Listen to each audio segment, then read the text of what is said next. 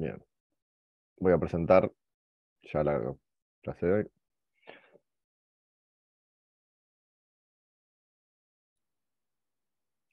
Bueno, esta no, esta es la segunda presentación. Vamos con la primera. Acá estamos. Bueno,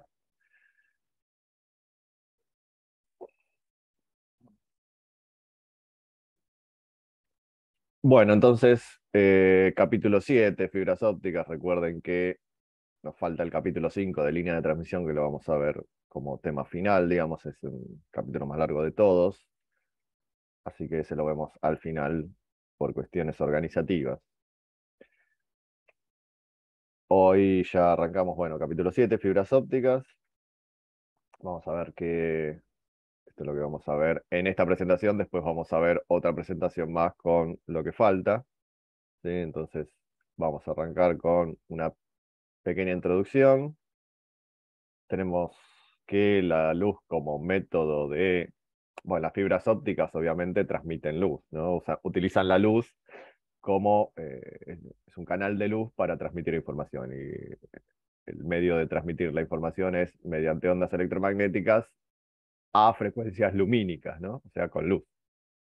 Entonces, ya los antiguos griegos utilizaban espejos para transmitir información utilizando luz solar, ¿sí? Un modo bastante rudimentario, arriba de una montaña, se ponían dos o tres y hacían reflejar la luz del espejo y se veía desde una cierta distancia.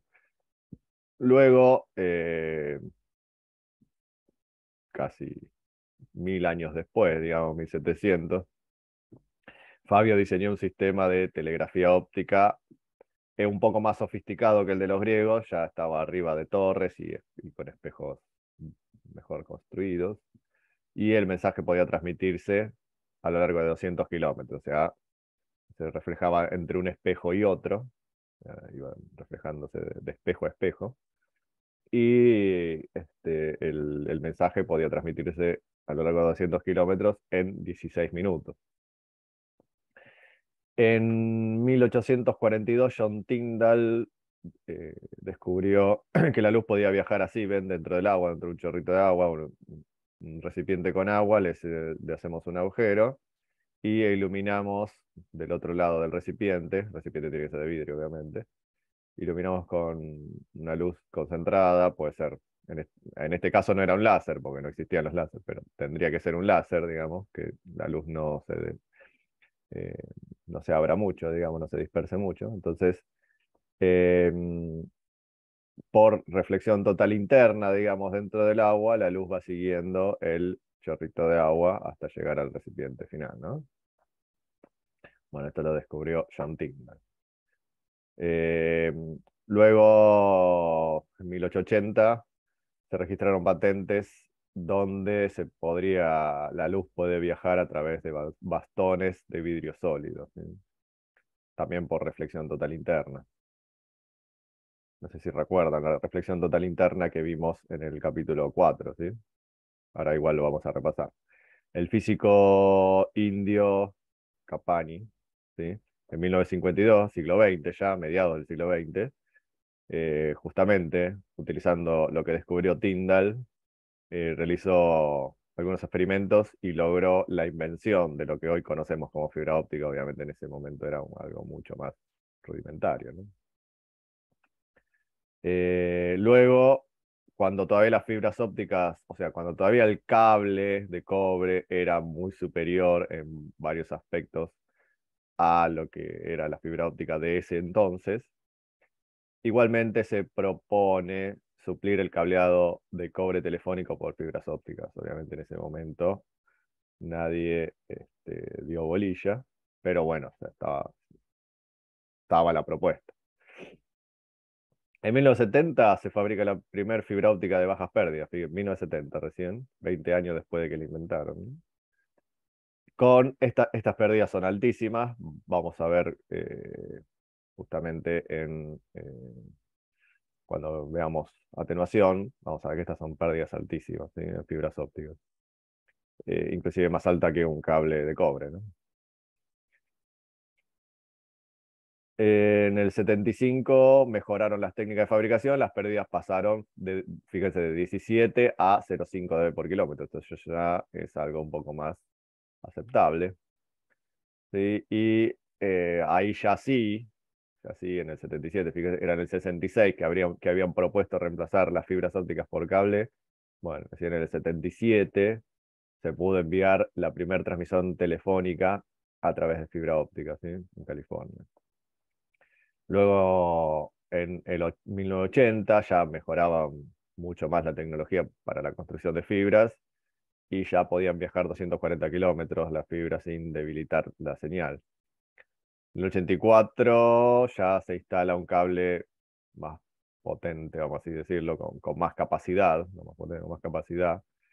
Fíjense, 80.000 canales de voz, ¿sí? Para conversaciones telefónicas. Esto es importantísimo. En el 87 se inventa el amplificador óptico, ¿sí? Que permite el uso de fibra óptica en conexiones interurbanas. O sea, el problema de la fibra, el gran problema de la fibra hasta ese momento era que cuando la señal se debilitaba, ah, digamos, había que hacer dos cosas. O terminar la conexión ahí cuando ya la señal se debilita y ya se hace indetectable por el receptor. O poner el receptor ahí y listo, y no hay más comunicación. O poner un amplificador electrónico, ¿sí? Un amplificador de pulsos eléctricos. Es decir, la señal viene por la fibra en forma de luz. Esa luz tiene que ser convertida a pulsos eléctricos, o sea, poner un detector de luz y a la salida de ese detector de luz transformar en impulsos eléctricos, ¿sí? Corriente, tensión. Amplificar con un amplificador de corriente o amplificador de tensión, volver a convertir a pulso lumínico y poner otra fibra y seguir con la comunicación. Esa era la otra opción. El problema de eso era que una se pierde ancho de banda, porque la gran ventaja de la fibra óptica es el ancho de banda, ahora lo vamos a ver, ¿sí? O sea, es la ventaja que tiene la luz respecto al pulso eléctrico, que aumenta muchísimo el ancho de banda. Y la otra desventaja es que ese amplificador que se coloca para, digamos, aumentar la señal, necesita ser alimentado eléctricamente, necesita fuerza motriz, necesita energía eléctrica para alimentarlo. Entonces hay que llevar... La fibra no transporta energía eléctrica, esa es una de las ventajas de la fibra, no transporta energía eléctrica, por lo tanto, al lado de la fibra había que llevar un cable con 220 o lo que sea, o ponerle una batería al amplificador o algo que haga que el amplificador pueda funcionar. Esa es otra desventaja. Eh, y entonces cuando se inventó el amplificador óptico, no era necesario todo eso. El amplificador óptico es simplemente un rollo de una fibra diferente, no es una fibra, sino es como un fotomultiplicador, digamos. Entonces eso no necesita ningún tipo de alimentación. Es un material que amplifica lumínicamente una señal sin necesidad de energía. Y bueno, y eso hace que la señal pueda seguir. Es un dispositivo extremadamente costoso, pero bueno, no necesita, una vez que se coloca ya no necesita, ni siquiera necesita mantenimiento, digamos, nada. Luego, ya bueno, esto es lo último, en 1988 se coloca el primer cable transoceánico, ¿sí? Cosa que hoy en día ya es muy común, tenemos cables de fibra óptica atravesando países, océanos, continentes, lo que sea, y todas las comunicaciones de hoy en día se realizan a través de fibra óptica, hasta inclusive llega, en algunos casos llega hasta los hogares con internet, digamos. O sea que hoy casi todo lo que es transmisión de señal, si uno quiere buena señal, banda ancha, buena transmisión de datos, necesita fibra óptica, sí o sí. Hasta inclusive la comunicación por celulares, de celular, bueno, esto lo deben saber ustedes, eh, uno se comunica con la antena más cercana, digamos, por aire sería, vamos a decirlo, ¿no? Por señal aérea del celular, manda la transmisión por aire a la antena más cercana y desde la antena más cercana ya pasa una fibra óptica y ahí se comunica con la antena más cercana de la otra persona, digamos, y recién ahí en la otra antena, que puede ser en cualquier parte del mundo, digamos, ¿no? Recién ahí deja de transmitirse por fibra óptica y vuelve a transmitirse por aire, ¿no? Si, sin la fibra óptica, todo lo que tenemos hoy en día respecto a comunicaciones no podría funcionar. Bueno, la ventaja justamente, si todo se hace con fibra óptica, por algo será, ¿no? Por algo se reemplazó todo el cobre por fibra óptica, inclusive se reemplazó lo que era la comunicación satelital hace muchos años, que por ejemplo cuando yo era chico, que uno se llamaba por teléfono a Europa, era por satélite la comunicación, no por fibra óptica. Entonces, el problema de eso era que como que era un satélite que estaba muy lejos y a veces tardaba, ¿no? en enganchar, en que le den uno se tenía que poner como en la fila, ¿no? Para que le den el turno para llamar. Como el satélite tiene que ser un satélite geoestacionario, que son los que más lejos están, entonces de que la señal desde que salía de la antena llegaba al satélite, después volvía a la otra antena, era todo ese tiempo que la luz tarda en recorrer son 35.000 de ida, kilómetros, 35.000 de vueltas. Bueno, todo ese delay se notaba a la hora de hablar, porque uno decía hola y después de 2 segundos contestaban del otro lado, hola. Bueno, una cosa así. Bueno, entonces lo de la fibra óptica, la ventaja es justamente la principal, o una de las principales, la banda de paso, o el ancho de banda, decena de gigabits por segundo. Pequeño tamaño, digamos, ocupan bastante menos espacio que cable de cobre, y bueno, se pueden poner muchas fibras ópticas en un cable no muy grueso, ¿no? Ligereza, justamente eso, ¿sí? Pesa poco y eso hace que los tendidos puedan ser de fácil colocación.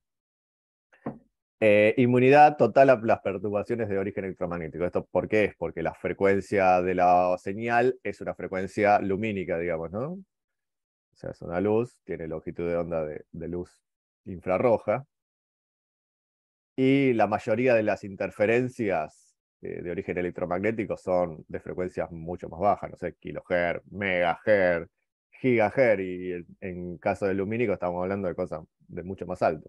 Entonces no tenemos interferencia de lo que es radiación electromagnética o el espectro radiomagnético, no sé cómo le dicen, no afecta a la comunicación, ¿no? De fibra óptica. ¿Sí? También a las tormentas tienen obviamente frecuencias muchísimo más bajas. Gran seguridad por el tema de los que quieren, antes pinchar un teléfono era muy fácil uno le ponía 2 cocodrilos al cable y ya escuchaba la conversación de otra persona, pero bueno, con la fibra no es tan fácil. No produce interferencias, o sea, lo contrario de lo que sería la inversa de la inmunidad, digamos. Al ser frecuencia óptica no interfiere con otro aparato que tenga frecuencia más baja, ¿no? Señales parásitas, bueno, lo mismo que sería lo de la interferencia.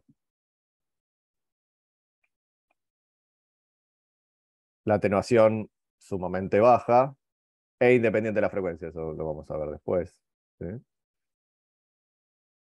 Recuerden que los cables no, ustedes no vieron línea de transmisión todavía, pero cuando veamos línea de transmisión vamos a ver que lo que serían los cables, los cables de cobre, por ejemplo, la atenuación depende muchísimo de la frecuencia. O sea, mientras más frecuencia, más atenuación. Bueno, esto es medio contradictorio porque la resistencia mecánica depende cómo esté, ¿no? Porque si la fibra es desnuda, no tiene buena resistencia mecánica. Pero si la fibra es revestida con un plástico, ahí sí. Resistencia al calor, frío, corrosión. Esto obviamente no, los factores ambientales o climáticos no afectan su desempeño o su buen desempeño. Facilidad para localizar los cortes, vamos a ver cómo se localizan cortes con reflexión de pulsos, es fácil. Y bueno, los factores ambientales, lo que le decía del frío, la corrosión, etcétera, no son afectadas por el desempeño de la fibra no es afectado por factores ambientales. Fíjense que se coloca debajo del océano, ¿no? Y sigue funcionando. Sigue funcionando hasta que la sacan, y la sacan porque las fibras las van haciendo mejores, no porque no sirva más, digamos. Bueno, las desventajas, ven, como dice ahí, la fragilidad. La fragilidad cuando la fibra es desnuda, que se usan en muy pocas aplicaciones, pero se usan las fibras desnudas. ¿Sí? Nosotros, por ejemplo, yo trabajo en el Centro Atómico Constituyentes y tenemos un acelerador de partículas donde dentro del recinto de, digamos, de aceleración tenemos un terminal que tiene 10 megavolts de tensión, ¿no? 10 megavolts, 10 millones de volts.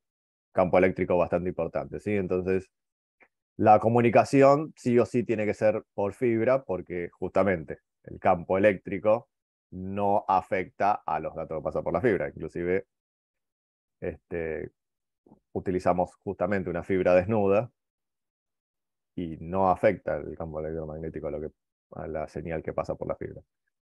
Pero tiene que ser desnuda porque si uno la reviste con plástico, el plástico sí es afectado por el campo eléctrico, o sea, se hace conductor el plástico. O sea, 10 megavolt, el plástico se hace conductor de la electricidad y se quema.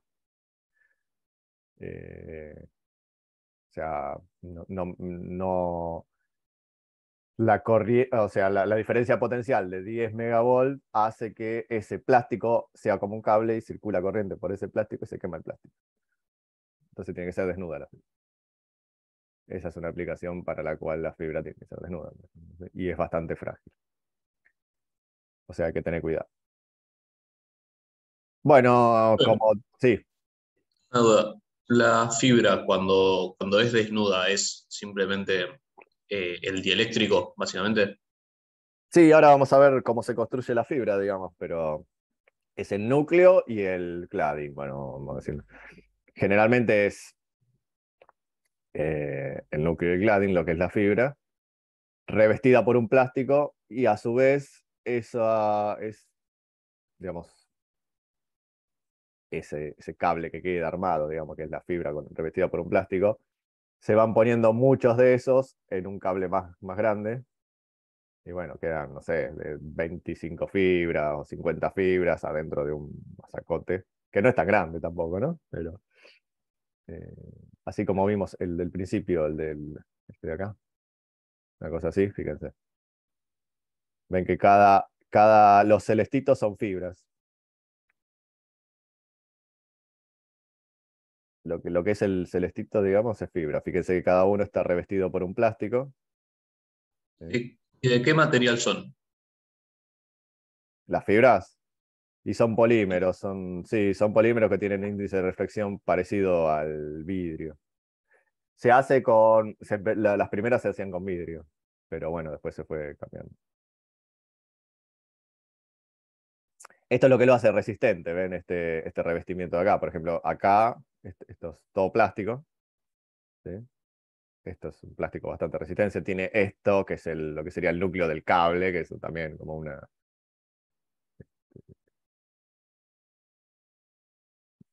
no sé cómo decirlo, eh, un, un pilar o no sé cómo llamarlo, que hace que el cable no sea tan flexible, ¿sí? Que puede sostener el cable. Y el revestimiento, ¿no? Esto sería un cableado para transmitir bastantes señales, ¿no? Bueno, volvemos con donde estábamos, desventajas, ¿no? Desventajas.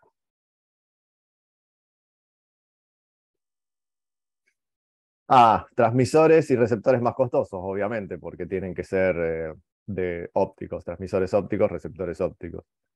Si uno quiere mantener la calidad, obviamente al final, cuando va a parar algún dispositivo, un celular o lo que sea, tiene que transformarse en pulso eléctrico, ¿sí?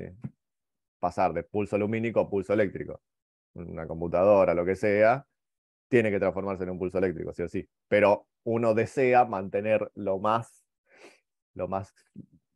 posible el pulso lumínico, para no perder información, para no perder ancho de banda. Entonces todo eso es más costoso que transmisores y receptores eléctricos. Otra gran desventaja son los empalmes, que uno cuando tiene un cable de cobre agarra, lo une con una cinta aisladora y ya tengo un empalme, pero los empalmes entre fibra no es tan sencillo porque las fibras son tan finitas, ¿sí? Que, o sea, de algunos micrones de espesor, de diámetro, micrones de diámetro, entonces como un pelo más o menos, ¿no? Entonces uno tiene que unir y que quede el núcleo de la fibra alineado con el núcleo de la otra fibra que está siendo empalmada. Entonces sí o sí lo tiene que hacer una máquina. Y además cuando uno hace un empalme tiene atenuación. Eso genera atenuación porque se está deformando el material. Se está cambiando por unas décimas o unas centésimas el índice de refracción del material en ese empalme. Y eso me trae atenuación. Bueno, el tema de los repetidores, de lo que les dije del amplificador óptico, eso hay que colocarlo y eso es también costoso. ¿Sí? Pero a pesar de la desventaja, fíjense que ahora es todo con fibra óptica, o sea que todas estas desventajas es como que eh, son superadas ampliamente por los beneficios, ¿no? Lo que les decía acá, que no pueden transmitir potencia, no pueden transmitir energía tampoco, ¿sí? Por eso tengo que, si yo tuviera que poner algún repetidor que necesite alimentación, tengo que mandar la fibra junto con un cableado de cobre para mandar la energía eléctrica, ¿sí? Bueno, acá está lo mismo, que no transmite energía eléctrica. No existen memorias ópticas, esto es lo que yo les dije, que cuando la señal llega a un dispositivo de interfaz humana, vamos a decirlo, tiene que, o un dispositivo de almacenamiento, tiene que ser transformada en pulso eléctrico, o para ser almacenada, o para ser procesada, o para lo que sea. Entonces, o para ser presentada. Entonces esa es otra desventaja, pero bueno, está bien. En algún momento yo creo que eso se va a inventar.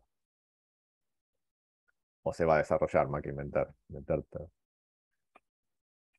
Bien, envejecimiento, bueno, envejecimiento no porque la fibra deje de funcionar, sino porque las nuevas tecnologías superan a las que están instaladas.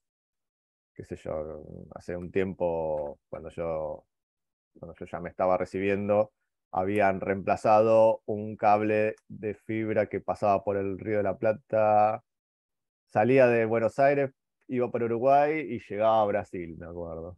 Y qué sé yo, tendría en ese momento 24.000 canales, vamos a decir, no me acuerdo exactamente, y la reemplazaron por una que tenía 200.000 canales.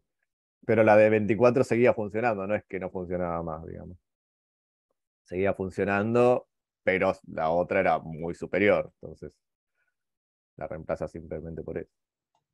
Andrés, te hago una consulta. Sí, Yo trabajo con un microscopio láser ajá. y después de varios años nos meten el verso que se deteriora la fibra óptica y hay que cambiarla. Eso es verso, lo mismo, cambiamos el láser y viene con cambio de fibra. Ya viene las dos cosas juntas. No, vienen aparte, el tema es que te lo cobran y a esto viene mi pregunta, porque si no, no hay envejecimiento, si es algo que cambia la tecnología, es raro, ¿no? Sí. Nosotros te digo, esa fibra que tenemos en el acelerador, que más sufrimiento que esa fibra no creo que haya, porque está expuesta a campos, está expuesta a alta presión, porque ahí tenemos, Claro. dentro del recinto o del tanque, tenemos más o menos 5 bares, una presión de 5 veces la presión atmosférica. Tenemos, bueno, en algunos momentos hay vacío, digamos, se hace vacío, o sea, presión menor a la atmosférica. Luego se llena con presión 5 veces superior a la atmosférica. Tenemos también 10 megavolts de campo eléctrico, de tensión, no de campo eléctrico. y la fibra tiene 20 años fácil. No, no. No, esto está a presión atmosférica, Sí. temperatura ambiente y la longitud de onda más chica que pasa es Mirá, 400 nanómetros. claro, yo por eso te preguntaba eh, si venía con el láser, porque por ahí el tema es el acoplamiento entre la fibra y el láser. Porque por ahí ya No, si no, viene porque de acoplada, hecho, bueno, no podés hacer nada, tenés que morfártela, porque si ya viene acoplada y el claro, acople, viste, el tema no, si justamente. en un momento cambiamos el láser y como no alcanzaba la plata para cambiar la fibra, quedó la fibra vieja Sí, y el láser nuevo, así que no, son independientes. Para mí es un negocio de ellos. para mí también. No sé. Y el láser sí se deteriora. El láser sí, porque Claro. son láser de estado gaseoso y se van Ah, sí, sí, sí. desgastando. Está Sí, sí. bien.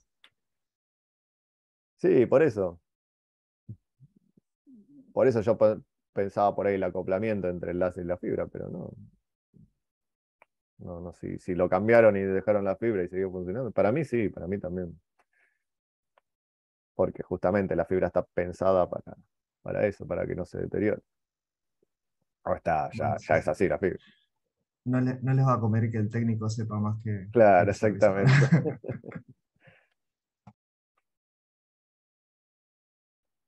Bueno, sí, bueno, justo envejecimiento es cuando por ahí lo peor, pero no pasa, porque no, o por ahí pasa después de muchos años, no sé cuánto, que las moléculas de hidrógeno se difunden en las fibras de silicio, digamos, ¿no? O sea,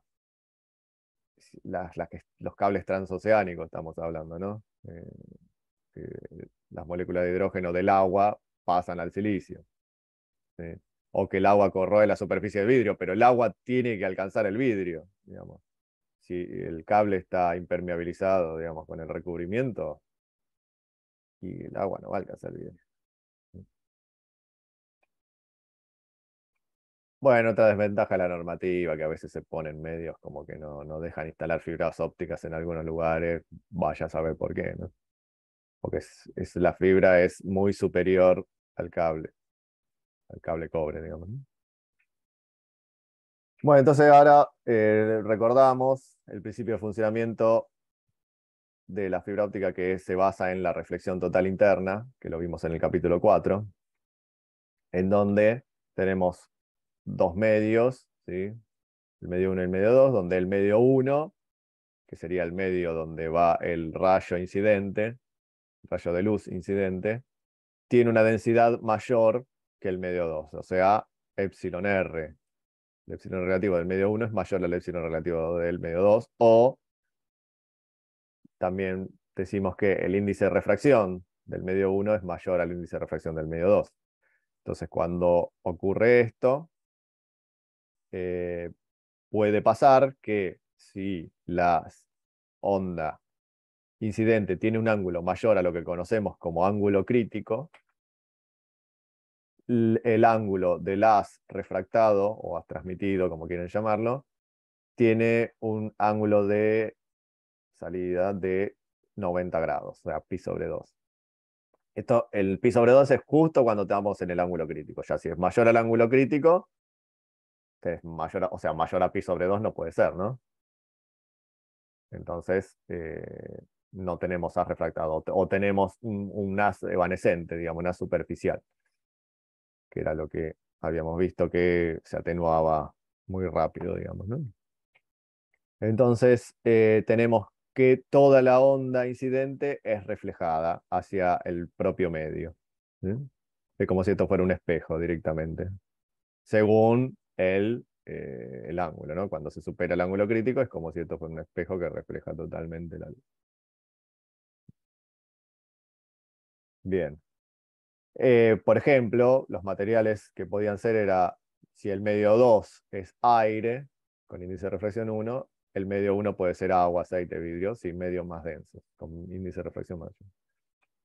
Bueno, entonces, si aplicamos la ley de Snell, ¿sí? Esta es la ley de Snell, ¿sí? El ángulo transmitido En este caso siempre va a ser mayor al incidente para cuando el medio 2 es más denso, ¿no? El medio 1 es más denso, perdón, que el medio 2.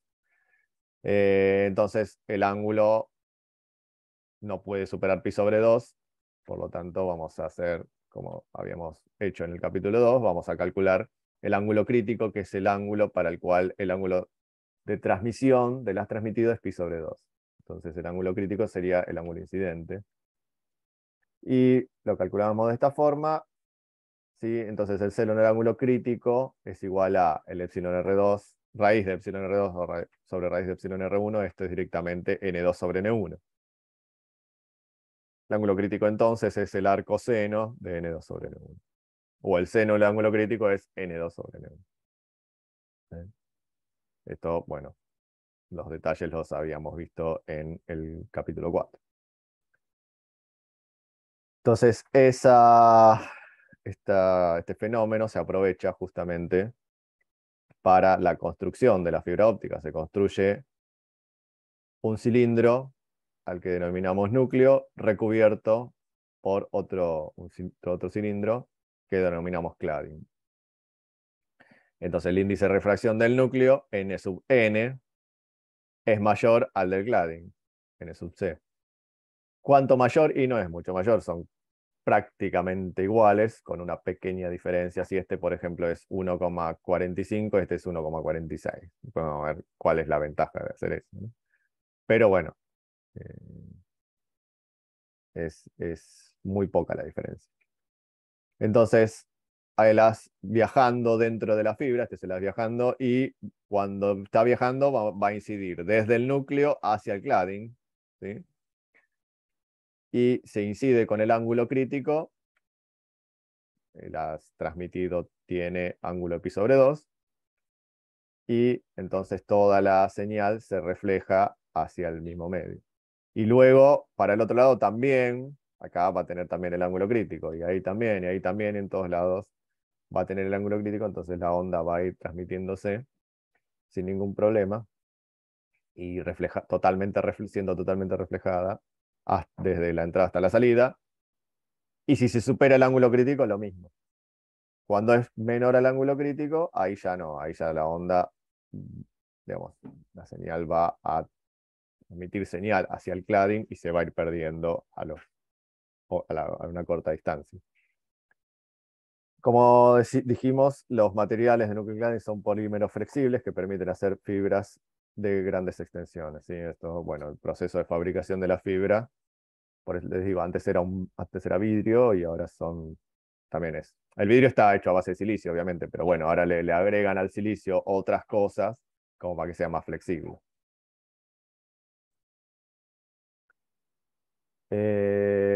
Bueno, entonces se lo digo. Entonces, la fuente de luz, o sea, la luz una vez que está dentro se va reflejando con reflexión total interna, agarra el camino, porque si no se refleja con reflexión total interna no se transmite. Entonces va a agarrar siempre el camino que tenga reflexión total interna. Pero antes de ingresar a la fibra, la luz la tengo que iluminar desde el aire, ¿sí? Por más que el acoplamiento sea casi perfecto, siempre algo de aire va a haber, ¿no? Entonces, la señal, digamos, tiene que ingresar con un cierto ángulo. Ay, acá me quedo corrido. Esperen, porque esto tiene que ser así. Tiene que tener el mismo ángulo acá, obviamente.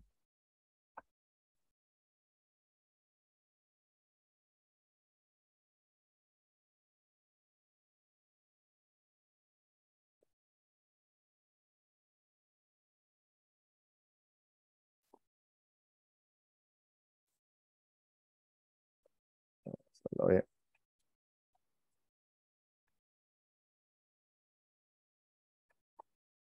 Ahora sí. Entonces, si la señal, la luz, entra con un cierto ángulo, tal que no se... Porque acá entra desde el aire, la señal entra desde el aire y sale con cierta... cierto ángulo, lo que sería el ángulo transmitido, ¿no? Dentro del núcleo de la fibra. Si este ángulo transmitido es tal que no se da el ángulo crítico cuando la señal rebota desde el núcleo hacia el cladding, va a haber haz refractado hacia el cladding. Y esto va a provocar que haya siempre haz refractado cada vez que rebota en el cladding, y eso, este haz se pierde muy rápido y no llega información al otro lado. En cambio, si vamos a suponer que la señal viene con este ángulo desde el aire hasta el núcleo, este ángulo provoca que la señal entre a la fibra de esta forma, y de esta forma sí rebota con el ángulo crítico del núcleo del cladding. Y ahí sí la señal, digamos, hace reflexión total interna y se propaga sin problemas. Bueno, entonces, acá se forma lo que se llama cono de aceptancia, en donde si la señal que viene del aire está dentro de todo este cono, ¿sí? Cualquier rayo que venga y esté dentro de este cono va a provocar reflexión total interna dentro de la fibra. Cualquier rayo que esté fuera del cono, como el azul, no va a provocar reflexión total interna. Bueno, este cono se llama cono de aceptancia. Es un cono de aceptancia de lo que es la fibra. Y al seno del ángulo de este semiángulo del cono, ¿sí? De la punta del cono, que es alfa sub A, ¿sí? Este ángulo lo llamo alfa sub A. El seno de alfa sub A es lo que se conoce como apertura numérica. ¿Sí? Y ahora vamos a ver cómo la podemos calcular solamente conociendo los índices de refracción tanto del núcleo como del cladding. O sea, es independiente de las dimensiones. Sí, sí. Dependiente del radio. Bueno, fíjense, tenemos, bueno, seno cuadrado más coseno cuadrado de cualquier ángulo es igual a 1. Acá tenemos que coseno de tita sub c es lo mismo que decir seno de pi sobre 2 menos tita sub c. Alfa sub t, que es este que está acá, ¿sí? Sería el ángulo transmitido desde el aire hacia la fibra, ¿no? Alfa sub t por, digamos, dimensiones de este triángulo que está acá, alfa sub t es pi sobre 2 menos tita sub c. Es este. Y el seno de tita sub c habíamos visto, ¿sí? Que por ley de Snell obteníamos el ángulo crítico, n2 sobre n1. En este caso sería n2 sería el cladding, n1 sería el núcleo. ¿Sí? Entonces, seno de tita sub c sería el índice de refracción del cladding sobre el índice de refracción del núcleo. Con todo esto, entonces, armamos esta ecuación, reemplazamos seno de tita sub c con nc sobre nn cuadrado, y esto lo dejamos así, y esto es igual a 1. Bueno, despejamos seno al cuadrado de pi sobre 2 menos tita sub c. Acá hacemos denominador común, nos queda esto. Bueno, vamos a seguir con otro. Vamos a aplicar la ley de Snell acá, desde el aire al núcleo de la fibra. O sea, n sub 0, que es el del aire, seno de alfa sub a, que es el ángulo del cono, digamos, ¿sí? El ángulo del primer haz que provoca reflexión total interna dentro de la fibra. Alfa sub a, que es el ángulo. Y el índice del núcleo por el ángulo transmitido, el seno del ángulo transmitido. Sabemos, obviamente, que el índice de reflexión del aire es 1. Alfa sub t habíamos dicho que es pi sobre 2 menos tita sub c, y esto lo habíamos obtenido en la diapositiva anterior. Con todo esto, entonces, volvemos a escribir la ley de Snell. Acá ponemos 1 directamente. Y de este lado ponemos alfa sub t, donde está pi sobre 2 menos tita sub c. ¿Sí? Le elevamos todo al cuadrado y nos queda, bueno, acá lo que hacemos es justamente seno cuadrado de pi sobre 2 menos tita sub c, que es esto que está acá, es igual a n sub n cuadrado menos n sub c cuadrado sobre n sub n cuadrado. Eso lo reemplazo acá, y bueno, acá se me va el n sub n, se me va con el que está abajo. Esto tendría que haberlo hecho acá para que Y bueno, cuadrado lo paso como raíz y me queda n sub n cuadrado menos n sub c cuadrado raíz cuadrada. Esto es la apertura numérica, como decía, es independiente del radio, del diámetro, de lo que sea, del largo de la fibra. Solamente depende de los índices de reflexión. Acá, fíjense, si yo les dije que esto, n sub n, era un valor muy cercano a n sub c. Había poca diferencia. Bueno, si hay poca diferencia, la apertura numérica va a ser pequeña. ¿Sí? Lo cual representaría una desventaja. ¿No? ¿Ustedes qué creen? ¿Que eso es una ventaja o una desventaja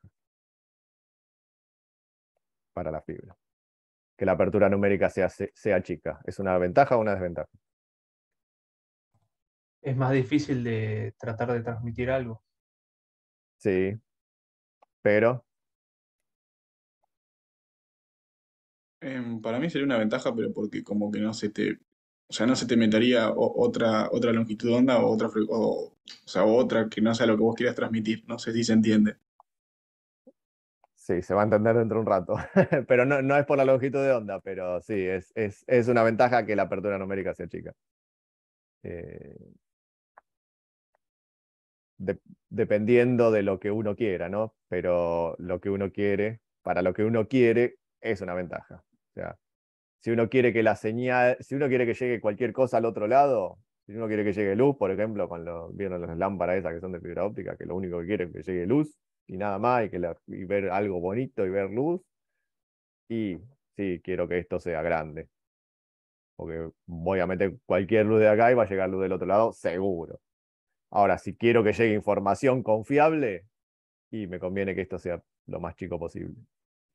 Y ahora Vos vamos. después te podés asegurar, vos te asegurás que tu información la envías dentro de ese cono de aceptancia y cualquier otra cosa que esté por fuera no va a pasar.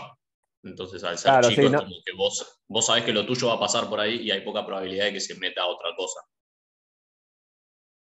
sí, sí, sí, es verdad, tenés razón. Pero la gran, digamos, lo que sería el problema es la dispersión de la señal. Ahora vamos a ver. Que si tiene una aceptancia muy grande, la señal al otro lado llega totalmente deformada, no llega a lo que yo estoy mandando. Mando un cuadrado y llega a cualquier cosa, ¿no? Mando un pulso cuadrado y no llega un pulso cuadrado al otro lado.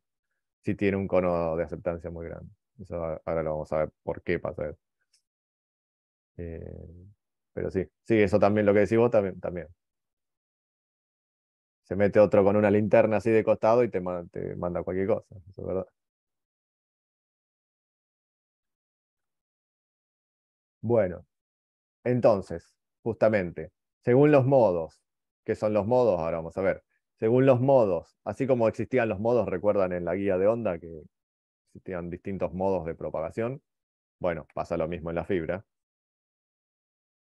Entonces, tenemos, si hay muchos modos, o sea, si hay más de un modo, ya la fibra es multimodo. Un modo va a ser, como dice acá, monomodo, un único modo. Que es lo que recuerdan en la guía de onda, queríamos que solo se propague un modo, porque eso tenía muchísimas ventajas. Bueno, acá lo mismo. Entonces, si se propaga más de un modo, tenemos la multimodo, y la multimodo tenemos la índice escalón, que es lo que estuvimos viendo hasta ahora, ni más ni menos. Luego tenemos índice gradual, que bueno, le voy a decir de qué se trata, y las monomodos. La diferencia entre todas estas es lo que sería la construcción, cómo se construyen, cómo están hechas. Bueno, índice abrupto o tipo escalón, que es lo que vinimos viendo hasta ahora. Tenemos en el núcleo, acá tenemos, fíjense, el índice de refracción, es lo que es tipo escalón, ¿no? Entonces, el índice de refracción del núcleo tiene un determinado n y el de cladding otro determinado n bien diferenciado, ¿sí? Son dos n diferentes, bien diferenciados. Y bueno, justamente lo que les digo es, fíjense que la luz, el problema de esto, por eso quiero un cono de aceptancia chico, lo más chico posible, es que la luz puede tomar diferentes caminos, mientras el ángulo de rebote, acá, sea mayor al ángulo crítico, puede tomar el camino que se le cante. La luz va a elegir cualquier camino siempre y cuando el ángulo sea mayor al ángulo crítico. Si es menor al ángulo crítico, el camino que se elija siendo menor al ángulo crítico no va a pasar, digamos. Entonces, el problema de esto es que, fíjense, tenemos el camino central donde la luz no rebota a ningún lado, va a ser el camino más rápido porque no va a estar rebotando. Entonces, el haz azul va a llegar primero al receptor. Luego va a llevar el negro, que tiene un solo rebote. Y luego va a llegar el rojo, que tiene varios rebotes. Entonces, lo que pasa acá es que para una única frecuencia de señal, que es la frecuencia de lumínica, va a haber muchas velocidades. Recuerden que lo ideal es que para una única frecuencia haya una única velocidad. Bueno, acá, que inclusive hasta en medios dispersivos hay una única frecuencia y hay una única velocidad, ¿sí? El problema es cuando uno cambia la frecuencia en un medio dispersivo, cambia la velocidad. Pero acá, para una única frecuencia, tengo diferentes velocidades. Entonces, fíjense cómo llega la señal, totalmente formada. Si yo tengo un cono de aceptancia mucho más chico, ¿sí? La cantidad de caminos que puede tomar la fibra, la luz dentro de la fibra va a ser menor, por lo tanto no se va a deformar tanto. Se va a deformar, pero no se va a deformar tanto. ¿Sí? Esa es la ventaja de tener cono de aceptancia pequeño.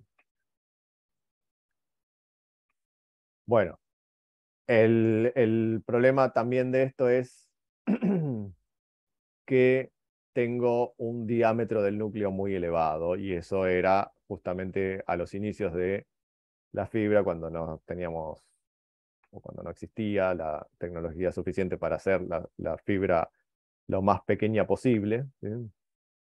Entonces fíjense que el núcleo acá, en este caso, tiene 200 micrones y el cladding 380 micrones de diámetro, estamos hablando, ¿no? Bueno, entonces esto hace que el cono de aceptancia no, perdón, que la señal tenga diferentes caminos, ¿sí? para, para pasar. A pesar de que el cono de aceptancia sea chico, igual hay un montón de caminos, ¿sí? Para que la luz pueda pasar. Justamente, apertura numérica elevada. Permite...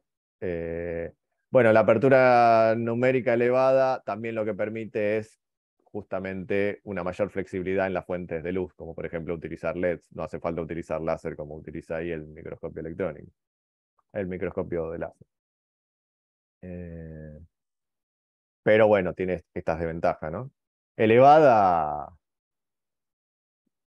bueno, elevada es un número pequeño, pero es elevada. Numéricamente es un número chico. Bueno, por ser alta dispersión, justamente esto, debido a la gran cantidad de modos que se propagan. Cada modo es un ángulo diferente. Eso es un modo. Un modo es un ángulo, una forma de rebotar acá. Eso es un modo. ¿Sí? Y esta es la dispersión. Tengo esta señal y a la salida tengo esto.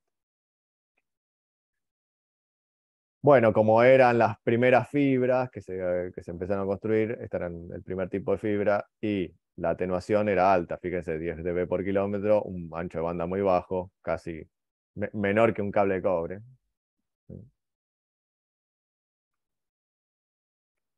Y justamente la dispersión, que es la que se forma a causa de los diferentes modos que se propagan, ¿sí? Que bueno, como habíamos dicho, la variación, digamos, de velocidad cambia con la frecuencia, o sea, perdón, la velocidad de la onda cambia con la frecuencia en medios dispersivos. En medios dispersivos la velocidad es fija a cualquier frecuencia, depende solo del medio. Pero en medio dispersivo la velocidad cambia con la frecuencia. Y acá, para una misma frecuencia, tenemos diferentes velocidades, para una única frecuencia, que es la frecuencia de la onda. Entonces, yo meto un pulso cuadrado en una fibra multimodo y obtengo pulsos bastante diferentes a los que busco. Está bien, obviamente si yo proceso la señal puedo reconstruir la anterior, pero va a llegar un momento que no la voy a poder procesar más. Entonces, esto se debe a los diferentes caminos que toma la luz dentro de la fibra óptica multimodo. Bueno, vamos a ver cómo podemos definir o cómo podemos cuantificar esta dispersión, ¿sí? Tenemos la fibra, entonces, el índice de refracción del núcleo del cladding, el cono de aceptancia, y lo que tenemos acá es, vamos a tomar el borde del cono de aceptancia y metemos la señal dentro de la fibra. Entonces, en el borde del cono de aceptancia tenemos que la señal rebota con el ángulo crítico, ¿sí? Este es el alfa transmitido, y vamos a tomar el primer rebote de la señal, y ahí medimos esta distancia. Luego tenemos el otro extremo, que sería el centro del cono, ¿sí? Entonces, en el centro del cono la señal ingresa con un ángulo alfa sub A igual a 0, sería, ¿no? Entonces sale con un ángulo alfa sub T igual a 0, ¿sí? Pasa derechita. Bueno, obviamente hay un rebote acá, que no lo estamos considerando, pero pasa derechita. Y va derechita, no rebota a ningún lado hacia el otro extremo. Entonces, el del centro sería el rayo más rápido, y el del extremo del cono de aceptancia el rayo más lento, ¿sí? A esta distancia, bueno, la distancia recorrida por el rayo más lento la llamamos L'. Bueno, modo fundamental, llamamos al modo más rápido, modo fundamental, ¿sí? El del rayo azul. Ese es el modo fundamental. 0,1, recuerden que en guía de onda, ¿cuál era el modo fundamental? ¿Se acuerdan? Era el 1-0. 1,0, claro, transverso eléctrico 1,0, exactamente. Bueno, 0,1. Creo que no nos vamos a meter en los modos porque es un lío, pero creo que es LP01, si no me equivoco. El modo like, no sé qué cosa, 0,1. Bueno, 0,1, no importa. Entonces, ese es el modo fundamental. Obviamente, el tiempo que tarda en recorrer esta distancia sería justamente esta distancia, la distancia L, sobre la velocidad empleada. La velocidad, que en este caso es la velocidad de la luz dentro de la fibra, y la velocidad de la luz dentro del núcleo de la fibra es C sobre el índice de refracción del núcleo. Este es el tiempo que demora este rayo en recorrer la distancia L, ¿sí? Sería la distancia L por el índice del núcleo sobre la velocidad C, la velocidad de la luz C. El modo más alto, que sería el modo más lento, no más alto, el modo más lento, ¿sí? Vamos a llamarlo MN porque no sé qué modo es, pero bueno, dependiendo de la cantidad de modos que haya, sería el modo más alto vamos a decir el último que hay, que sería el de él que tiene ángulo crítico. Es la distancia recorrida por ese modo, que es L', esta distancia, ¿sí? Sobre la velocidad dentro del núcleo, o sea, C sobre NN. L' por NN sobre C. Bueno, por trigonometría obtenemos esta L en función de L', ¿sí? Coseno de alfa t, que es el ángulo adyacente, ¿sí? Por L' me da el cateto adyacente. Y acá reemplazamos esta L' de acá en delta T Mn, la L' de acá, la reemplazamos por la L sobre el coseno de alfa sub t. Bueno, ¿y acá qué hacemos ahora, ¿no? Eso es lo que reemplazamos. Bueno, alfa sub t, habíamos dicho varias veces que es pi sobre 2 menos tita sub c. El seno de tita sub c, esto por ley de Snell, es n sub c sobre nn. Y entonces el tiempo empleado, el tiempo que emplea la señal más lenta, digamos, en recorrer la distancia L', es esto que está acá. Bueno, ¿qué hacemos con esto entonces? Bueno, transformamos el coseno de pi sobre 2 menos tita sub c en el seno de tita sub c. Bueno, ¿qué hacemos con esto? Ahora vamos a ver. Acá, y el seno de tita sub c es n sub c sobre nn, y me queda L sobre nc, n sub n cuadrado sobre c. Bueno, entonces lo que yo puedo cuantificar sería la diferencia de tiempos que tarda la señal desde que entra hasta que sale de la fibra. ¿Sí? Esa diferencia de tiempos es el tiempo que tarda una fibra, el tiempo que tarda un rayo, el rayo más rápido. Bueno, al revés. El tiempo que tarda el rayo más lento menos el tiempo que tarda el rayo más rápido. Ahí está. El tiempo que tarda el rayo más lento menos el tiempo que tarda el rayo más rápido. Esa diferencia de tiempos la voy a llamar delta T. Y eso es lo que yo puedo cuantificar, ¿no? Entonces el delta T es el tiempo que tarda el rayo más lento menos el tiempo que tarda el rayo más rápido. Hago un factor común, luego denominador común. Y lo que puedo obtener acá, como no, este L es difícil de medir, ¿sí? Lo que puedo obtener es el delta T sobre L, que esta es lo que se cuantifica, que esto es la dispersión modal por unidad de longitud. Esto es un parámetro de la fibra, que depende solamente de los índices de refracción. Fíjense. ¿Sí? Y esto me va a dar más o menos en nanosegundo por kilómetro, más o menos. Entonces yo digo, bueno, la fibra tiene una dispersión de 10 nanosegundos por kilómetro. ¿Qué significa eso? Que por cada kilómetro recorrido, la diferencia entre el haz más lento y el haz más rápido es de 10 nanosegundos. Y eso es lo que es la dispersión modal.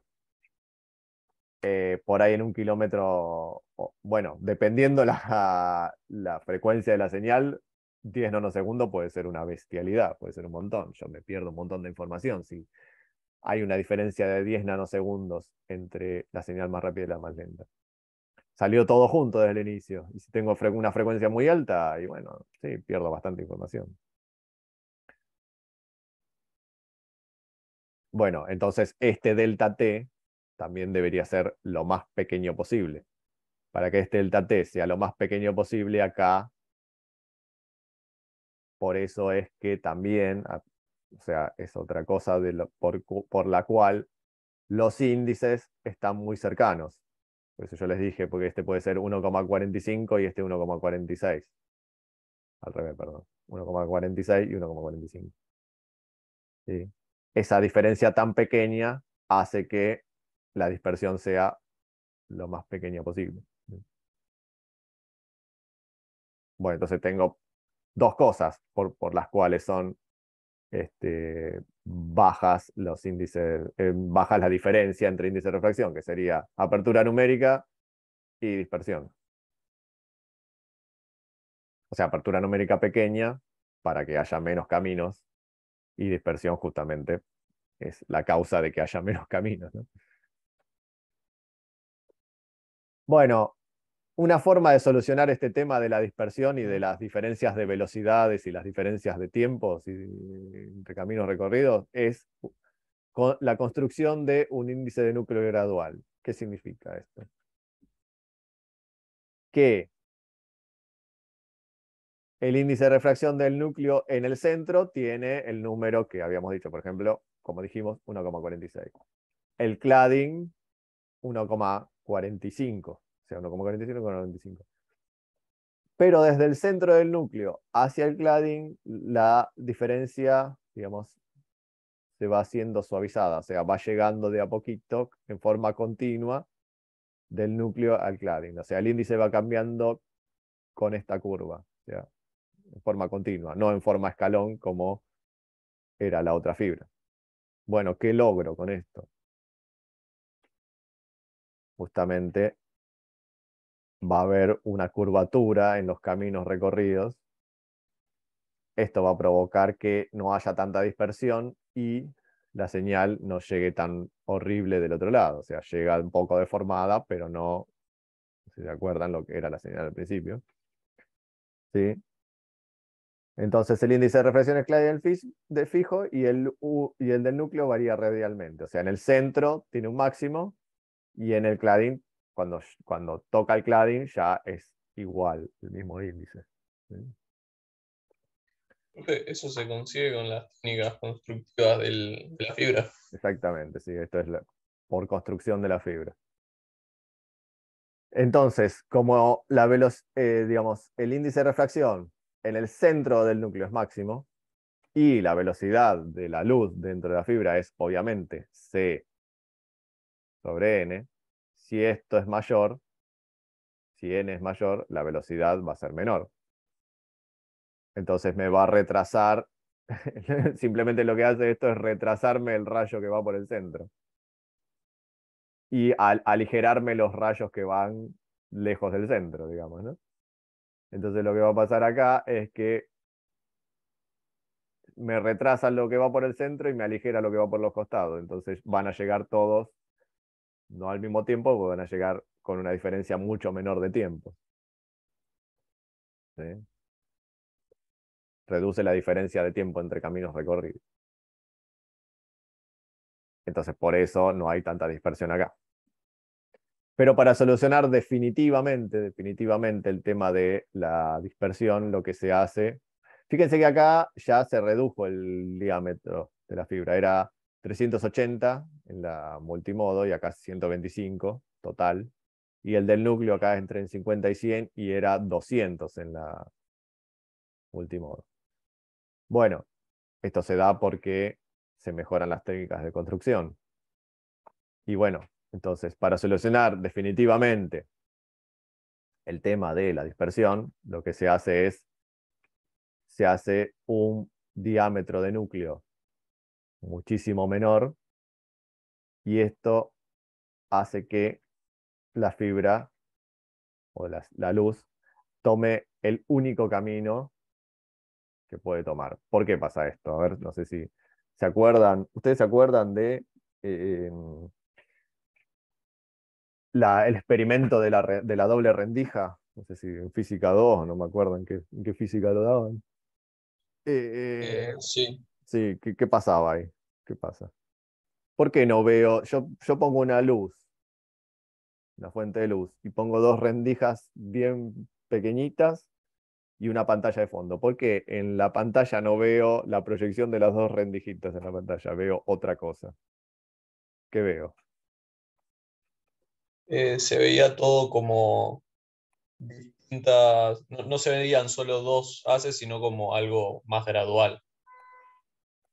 Ahí, Se ve el patrón de interferencia y difracción. O sea, claro, porque es como que las ondas interfieren con sí mismas y eso producía ese efecto sobre la pantalla.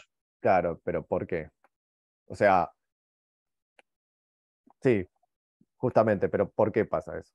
O sea, si yo tengo dos rendijas un poco más anchas, sí veo las dos rendijas, pero a medida que la voy achicando, ya no veo más la proyección de las rendijas, sino veo el patrón de interferencia en difracción. ¿Por qué? ¿Por qué a medida que la voy achicando pasa eso? Tenía que ver con que la luz no se comportaba como un haz lineal, sino que se comportaba como una onda que se dispersaba por todo el espacio, pero no me acuerdo mucho más que eso. Claro, cuando la rendija tiene el tamaños comparables con la longitud de onda de la luz, ya no puedo utilizar la óptica geométrica, que es la óptica que se utiliza, por ejemplo, para la ley de Snell. Digo, para lo que estuvimos haciendo de Fresnel, digamos, ¿no? Ahí ya no se puede usar esa óptica, sino se tiene que usar óptica física, digamos, o considerar a la luz como una onda. O sea, que el camino recorrido es el camino de una onda. Entonces ahí sí, entonces se da justamente el patrón de interferencia y difracción, porque el, el lugar por donde tiene que pasar la luz es comparable con la longitud de onda de la luz, ¿sí? Y ahí sí tengo que analizar la luz como una onda. O sea, pasa como una onda, no pasa como un rayo. Bueno, acá pasa lo mismo. Acá este tamaño del núcleo, este tamaño es comparable con la longitud de onda. Entonces acá la luz pasa como una onda, no va a pasar como un rayo que, longitud, ¿cómo es? Reflexión total interna, ángulo crítico, ángulo esto, ángulo lo otro, no, ángulo nada, pasa como una onda, no queda otra. ¿Por qué? Porque es comparable con la longitud de onda. Entonces acá pasa como una onda. Y bueno, entonces es una única onda que pasa por acá, Y la trayectoria de esa onda tiene que ser derecha, no va a rebotar en ningún lado. ¿Por qué? Porque esto es comparable con la longitud de onda. Entonces, el único camino que tiene que tomar, que puede tomar es el camino del centro. ¿Sí? No puede ir rebotando porque esto es comparable con la longitud de onda. No puede tomar estos caminos la onda, va a tener que irse derecha sí o sí por acá. Bueno, entonces ahí sí se elimina el tema de la dispersión y como es un único camino, una única velocidad, todo llega al mismo tiempo del otro lado. Y ahí sí se elimina completamente la dispersión. Pero esto se logra con las técnicas de construcción ya avanzadas. Entonces provoca que solamente se propague el modo fundamental, al igual que recuerdan con la guía de onda, que solamente se propaga el modo fundamental. Bueno, esto es lo mismo. La dispersión es luna y la señal no se deforma. El único problema es la atenuación, pero la atenuación surgida del proceso de construcción y de las impurezas en los materiales, no de otra cosa, no por dispersión ni por otra cosa. Entonces, una fibra monomodo tiene como principal característica justamente que elimina la dispersión modal, porque se propaga un único modo, y el tamaño del núcleo es de entre 5 y 10 micrones, a veces más pequeños. La longitud de onda, fíjense que son más o menos, la longitud de onda son 1,5 y 1,3 micrones, más o menos, comparable con el tamaño del núcleo. Y acá, bueno, sí, el emisor lo que tiene acá es que debe ser exclusivamente láser. Esto lo vamos a ver después, pero tiene que ser de esta frecuencia determinada sí o sí. O esta, longitud de onda. De esta longitud de onda o esta longitud de onda. Una de estas dos. No puede ser una campana de Gauss de longitudes de onda como tenemos con un LED. Con un LED que no es láser, digamos, ¿no? Porque eso, bueno, ahora vamos a ver. Bueno, cuando ustedes vean una fibra óptica con revestimiento amarillo, van a decir, es una fibra monomodo, que tiene revestimiento amarillo, que es tanto para esta o para estas longitudes de onda. Están hechos estas normativas, ¿no? Para 1300 y para 1550. Y cuando vean una naranja, van a decir, es multimodo. Un revestimiento naranja. El ancho de banda de la fibra monomodo, fíjense, 40 gigabits por segundo, ¿sí? En 100 kilómetros, y ya cuando quiero más distancia se me reduce bastante el ancho de banda, por un tema de atenuación, no por un tema de dispersión. ¿Sí?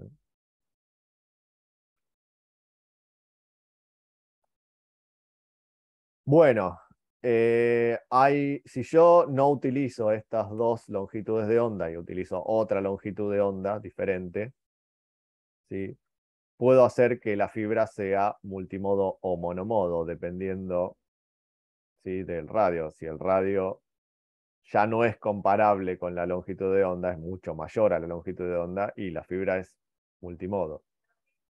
Si yo pongo una longitud de onda comparable con el radio, ahí la fibra es monomodo. Entonces, si yo pudiera de alguna forma poner diferentes longitudes de onda o la longitud de onda que a mí se me cante, yo podría hacer que, por ejemplo, una fibra multimodo, utilizarla como monomodo y viceversa. Bueno, ese límite aproximado entre decir la fibra es monomodo o la fibra es multimodo se llama, digamos, lo definimos como frecuencia normalizada. La frecuencia normalizada se calcula de esta forma, 2pi por el radio del núcleo, ¿sí? R es el radio del núcleo, y longitud de onda de la señal, o de la luz que voy a mandar por la fibra. Bueno, en E sub n y en E sub c ya sabemos. Y entonces, si este número me da mayor a 2,405, digo que la fibra óptica va a ser multimodo, ¿sí? Porque fíjense que acá comparo radio con longitud de onda y con índice de reflexión, ¿sí? Comparo radio con longitud de onda. Entonces, si es mayor a 2,405, la fibra óptica va a ser multimodo. Y si es menor a 2,405, la fibra óptica va a ser monomodo. Entonces acá yo puedo digamos, jugar con el radio y con la longitud de onda para decir, bueno, a ver, quiero una fibra y hacerla monomodo o hacerla multimodo. Entonces, supongamos que tenemos, por ejemplo, índice de refracción, todos los datos de una fibra óptica, índice de refracción, radio del núcleo, longitud de onda no, todo menos la longitud de onda. Entonces, para que sea monomodo, esta B tiene que ser menor a 2,405, como dijimos, la frecuencia normalizada. ¿Sí? Y entonces, tengo una fibra con todos los datos y digo, a ver, bueno, a ver qué longitud de onda mando para que sea monomodo. Bueno, entonces despejo la longitud de onda, que la voy a llamar longitud de onda de corte, y en donde está la B pongo 2,405. Entonces, la longitud de onda del emisor tiene que ser menor a todo este número que me dé como resultado para que la fibra se comporte como monomodo. O sea, esta sería entonces la longitud de onda de corte. A partir de ahí, si es mayor es multimodo, si es menor es monomodo. ¿Sí? Entonces, si utilizamos una longitud de onda mayor a esta, digamos, cosa que la fibra es multimodo, y bueno, así ahí puedo, si es multimodo, van a ser muchos modos que se van a propagar. Bueno, ¿cuántos modos? Si el B es mucho mayor a 2,405, la cantidad de modos la obtengo como B al cuadrado sobre 2. Y si B es mucho más mayor a 2,405, la cantidad de modos la obtengo como 4 sobre pi sobre 2 por B cuadrado. Bueno, esto porque... Profe, ¿cómo, Sí. cómo distinguimos bien entre la primera y la Y segunda? esto es más o menos 10 veces más, por ejemplo, 24, B igual a 24. Y esto B igual 100 veces más, por ejemplo, 240, más o menos. Ok. Si es, por Onda, si ejemplo, fuera, si B fuera, por ejemplo, no sé, cerca de 80, sí. ¿nos inclinamos más por la primera o por la segunda? Eh, sí, te va a dar parecido, una de la otra, ya, digamos, pero en esos valores te da parecido. Ok. Pero sí, por la primera. Sí, sí, por la primera. Fíjense que pero si es cercana, si es, por ejemplo, 3, 4, por ejemplo, B me da 4, y yo hago esta cuenta, no me va a dar la cantidad de modos que se propagan. Exacta. O sea, me va a dar, ahí cuando es cerca, tengo que ir a este gráfico. Acá está el límite. Esto, bueno, es un gráfico de los modos que se propagan en una fibra, ¿no? Entonces, este valor es B, y esto creo que es intensidad, no me acuerdo. Entonces, el B, fíjense, 2,405 está acá. ¿Sí? Acá se propaga, hasta acá, digamos, se propaga un único modo, que es el 0,1, fíjense. El modo siguiente es el 1,1, no como en la guía de onda, ¿se acuerdan? Bueno, el modo siguiente se propaga a partir del 2,405. Y acá fíjense, a este raya no le den bola, pero fíjense acá que si B es igual a 3, por ejemplo, se propagan dos modos. Y si yo hago la cuenta, si yo hago esta cuenta, me da creo que 4,5 con B igual a 3. O sea que se propagan dos en realidad, pero la cuenta me da que 4 y medio. Entonces, cuando es un valor cercano a 2,405 no me sirve esa cuenta. Por eso, esto es este gráfico lo pongo para demostrar que tengo que irme bastante lejos para utilizar esa fórmula.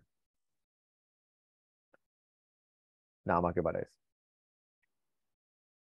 Bueno, vamos a seguir. Esto era la primera parte si no hubiéramos dicho que queremos que entre toda la teoría en la clase de hoy. Así que si queremos que entre toda la teoría en la clase de hoy, tenemos que seguir un rato más. Una consulta Sí. antes de seguir. Entonces, si la longitud con la que quiero trabajar es mayor a mi longitud de corte, em, ¿Va a ser multimodo o Acá, monomodo? Eso no, no. multimodo. Igual acá lo explica, ¿no? O sea, si es mayor a la de corte, la fibra se comporta. Acá, si es menor a la de corte, la fibra se comportará como monomodo. Si es mayor a la de corte, es monomodo y la cantidad de modos la obtengo de esta forma. Igual estos Bien. valores te van a dar, casi siempre te van a dar, no sé, 700, 1000, 5000, 10.000, un número exorbitante. Bueno, pasamos a la segunda parte, que es la parte de atenuación, justamente. O sea, seguimos con fibra monomodo y el problema, el problema que tienen todas las fibras, pero como la fibra monomodo no tiene dispersión, el único problema que me queda es la atenuación. Y la atenuación tiene dos factores intrínsecos del proceso de la fabricación. Esto no lo puedo remediar, salvo que mejoren los procesos de fabricación, ¿sí? Que son por el scattering de Rayleigh y absorción química. ¿Sí? Estos problemas solamente se van a remediar cuando mejoren la calidad de los materiales, o sea, siempre van mejorando, por eso las fibras tienen cada vez menos atenuación. ¿Sí? Y los factores extrínsecos, que son, estos sí se pueden solucionar porque es el macro doblado y el micro doblado, que son fallas en el proceso de la fabricación, ¿sí? Cuando el proceso de fabricación tiene alguna falla, la maquinaria está en mal estado, lo que sea, o en el proceso de instalación de la fibra, ¿sí? Cuando por alguna razón está mal instalada. Entonces, esas atenuaciones, los extrínsecos son los que sí se pueden solucionar, los intrínsecos no, salvo que mejoren las tecnologías. Entonces, para los intrínsecos tenemos la dispersión de Rayleigh, que es lo que hace que el cielo sea celeste, la dispersión de Rayleigh, ¿no?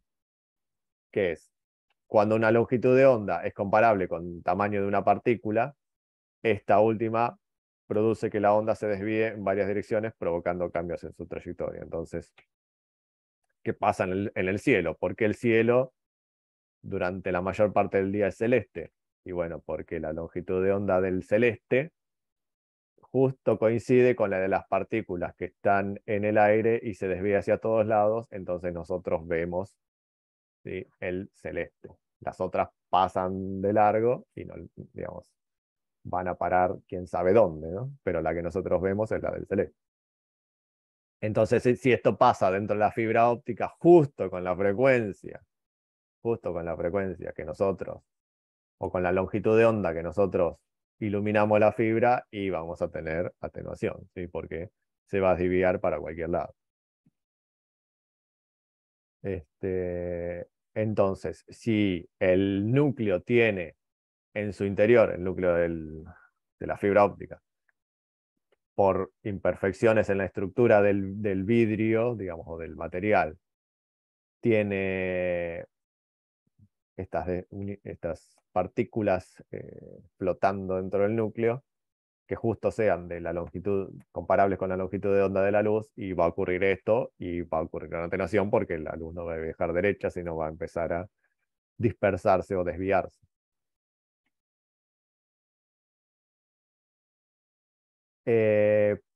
Bueno, entonces los rayos se desvían de su trayectoria justamente produciendo atenuación porque el camino no es libre, se encuentran con obstáculos. Entonces, a medida que la onda, yo lo que puedo hacer con esto, la solución que podría encontrar es cambiar la longitud de onda, que no sea comparable con la de la partícula. Entonces, cuando la luz viene y choca con esa partícula, y la mayor parte de la luz va a seguir de largo, y se va a desviar mucho menos. Como la atenuación esta de Rayleigh disminuye a medida que yo voy aumentando la longitud de onda, y bueno, me voy al infinito con la longitud de onda, total, disminuye con lambda a la cuarta. O sea que aumento la longitud de onda y esto lo elevo a la cuarta y disminuye con la longitud de onda a la cuarta. Entonces, bueno, lo único que tengo que hacer es aumentar la longitud de onda y esta atenuación va a disminuir. Entonces pongo una longitud de onda alta y listo, se soluciona el problema. Bueno, pero tengo otro problema. La absorción química. O sea, parte de una onda electromagnética, de la energía de una onda electromagnética se transmite a las impurezas del material del núcleo y esa puede pasar dos cosas. O se calienta la fibra o la vibración de la partícula hace que se transmitan nuevas longitudes de onda. ¿Sí? Y bueno, eso, digamos, lo que hace es justamente, si absorbe la energía y calienta la fibra, bueno, absorbió y atenuó la onda. Si se transmite en otras longitudes de onda, y ahí me arruina la vida porque me produce interferencias, ¿no? Bueno, entonces esto se da en ciertas longitudes de onda que resuenan, o sea, en ciertas partículas que resuenan con ciertas longitudes de onda, ¿sí? Por ejemplo, los iones OH-, ¿sí? Que resuenan a la longitud de onda de 0,95 micrones y 1,38 micrones. Y ahí tenemos pérdidas por atenuación justamente porque esto, digamos, viene del vapor de agua. El vapor de agua es algo que no puedo evitar porque hay agua en todos lados, en el aire hay agua, hay humedad. Entonces, salvo que haya un vacío perfecto, no voy a poder evitar el agua. Entonces ese vapor de agua se va a meter dentro del vidrio, digamos, dentro de los materiales de la fibra y va a provocar que estos iones que van a quedar dentro del material resuenen a estas longitudes de onda. Entonces yo tendría que evitar estas dos longitudes de onda. Ya es algo que tendría que evitar. Luego tenemos enlaces propios, ¿sí? Digamos, de lo que sería la estructura del material de silicio. Por ejemplo, acá fíjense, óxido de silicio, cobre, hierro, cromo 3. Bueno, estos son diferentes iones que, hidrógeno, ¿sí? Que absorben, ¿sí? En la longitud de onda de 1,23. Entonces esta es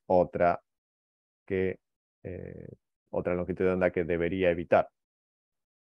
Y luego tenemos la absorción de infrarrojo, ¿sí? De lo que sería el silicio propiamente dicho, digamos, del material de la fibra óptica, que las propiedades, o sea, esto sería cuarzo, ¿no? CO2, silicio, oxígeno 2. ¿Sí? Entonces, este material muestra absorción, ¿sí? Absorción de longitud de onda cuando la onda está por encima de 1,6 micrones. ¿Sí? O sea, cuando la longitud de onda sobrepasa los 1,6 micrones, ya tengo absorción de justamente el vidrio de cuarzo. Absorbe longitud de onda, absorbe porque sí, porque absorbe. Bueno, se la chupa. Y entonces sonamos. Si yo quiero evitar la dispersión de Rayleigh, tengo que subir la longitud de onda. Pero si subo mucho la longitud de onda, me aparece la absorción de infrarrojo. Entonces, además tengo que evitar la de 1,23, tengo que evitar la de 0,95, la de no sé cuánto más. ¿Sí? Acá dice que con la longitud de onda de 9 micrones, las estructuras cristalinas empiezan a resonar y también la atenuación ya alcanza el valor máximo y la fibra óptica ya se convierte en opaca, digamos, como poner, no sé, un pedazo de cartón, ¿sí?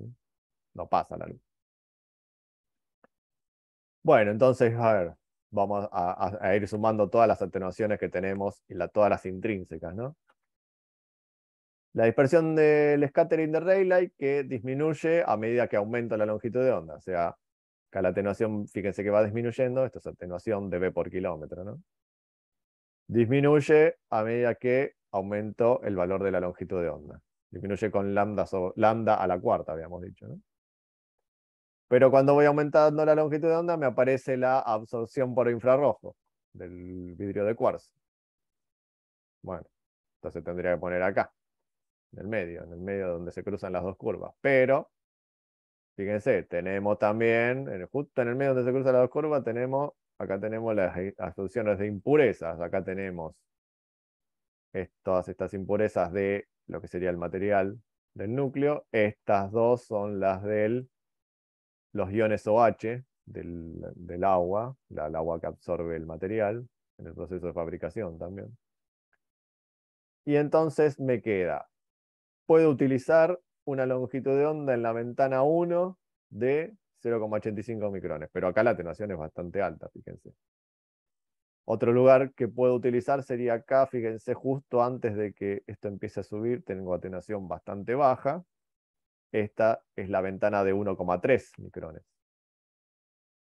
De longitud de onda estamos hablando, ¿no? Y la que tiene menos atenuación, que sería esta, una vez que baja la del ionoxidrilo y empieza a subir la de la absorción en infrarrojo, ahí tengo otra ventana que es la de 1,55 micrones.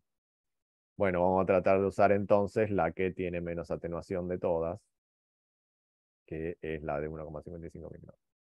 Y justamente las fibras monomodo se construyen para esta ventana. Para tener. ¿Las otras ventanas se utilizan en alguna otra funcionalidad? Se utiliza la de 1,3 se utiliza, sí. La de 0,85 yo nunca vi. Pero bueno, se puede utilizar, qué sé yo. Ok. Pero la de 1,3 sí.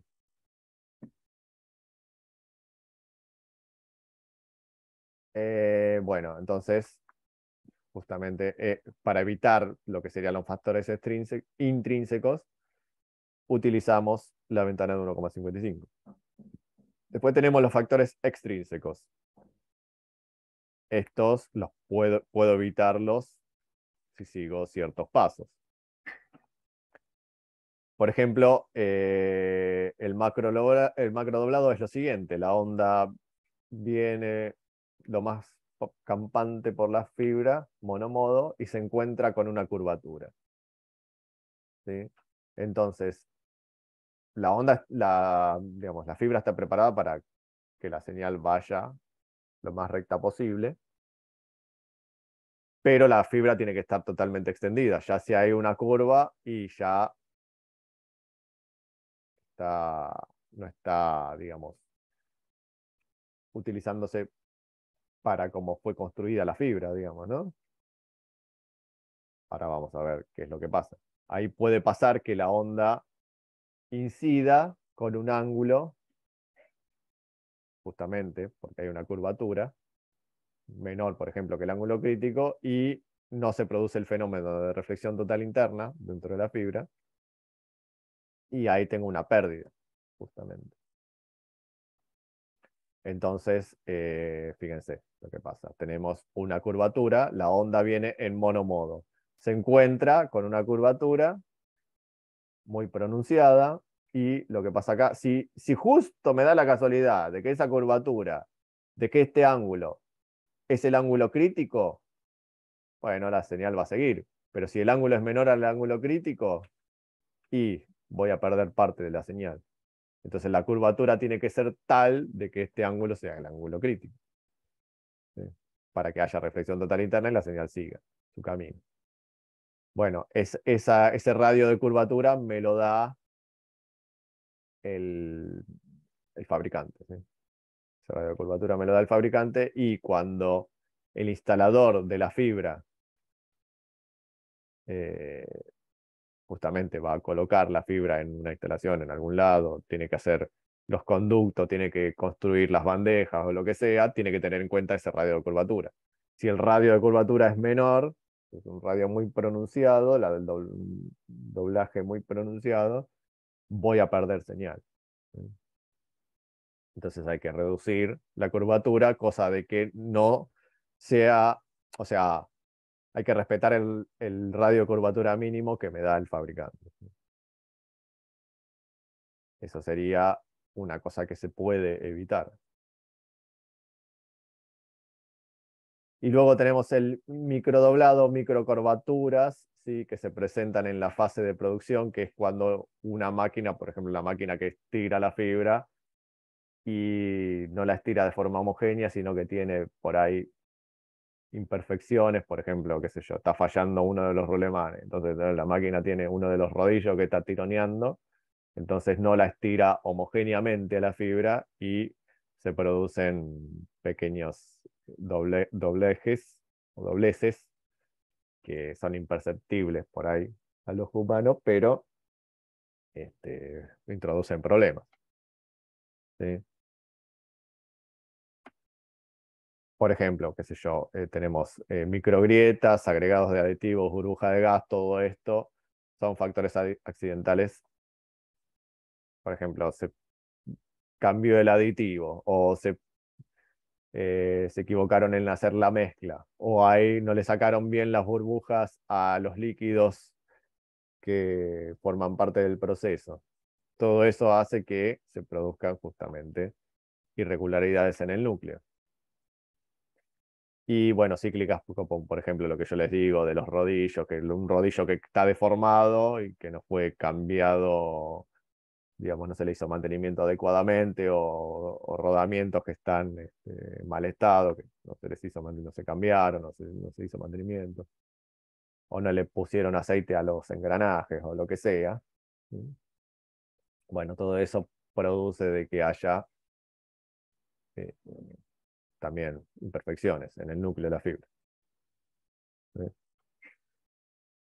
Bueno, entonces esto lo que provoca es justamente, vamos a agarrar el caso de no de una monomodo, sino de una multimodo, porque es más fácil de explicar. Pero bueno, en una monomodo pasa algo parecido. Entonces, tenemos, por ejemplo, estas imperfecciones en el núcleo provocadas por el mal funcionamiento de una máquina. Y acá tenemos una impureza que se metió porque hubo, por ejemplo, no se le sacaron bien las burbujas a los líquidos que forman parte o que van a formar el núcleo y el cladding de la fibra. Entonces, a ese lo llamamos B.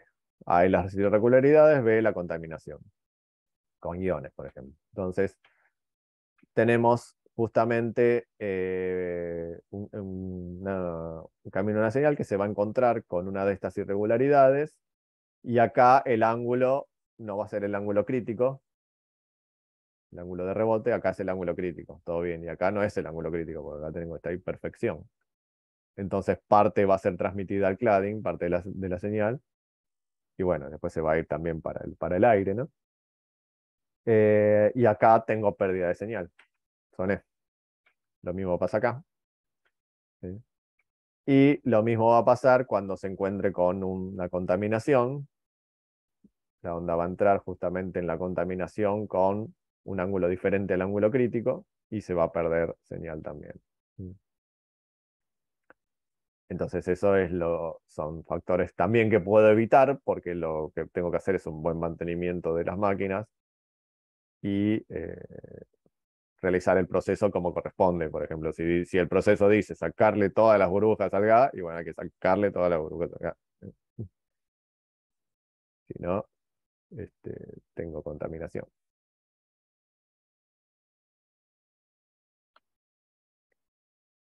Bueno, habíamos dicho de que la fibra óptica es fácil detectar cuando hay algún corte. Por ejemplo, un cable que pasa por abajo del agua, un cable de fibra, justo dio la casualidad de que un barco pesquero se estacionó ahí, tiró el ancla y me cortó la fibra con el ancla.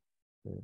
Y pierdo un enlace de comunicación. Entonces, lo que hacen los operarios, los técnicos que van a revisar, conectan un aparato, ¿sí?, que va a medir lo siguiente. Entonces, tenemos la fibra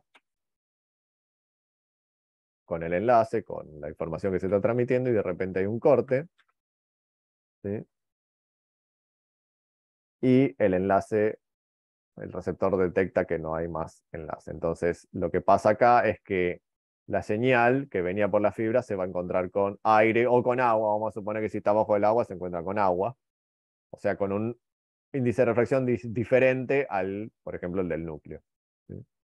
Entonces, lo que puedo yo medir es sea, parte de la señal es transmitida al otro medio y parte es reflejada. Entonces yo puedo medir esta reflexión que va a recibir o sea, que yo me coloco en el inicio de la fibra donde está el transmisor.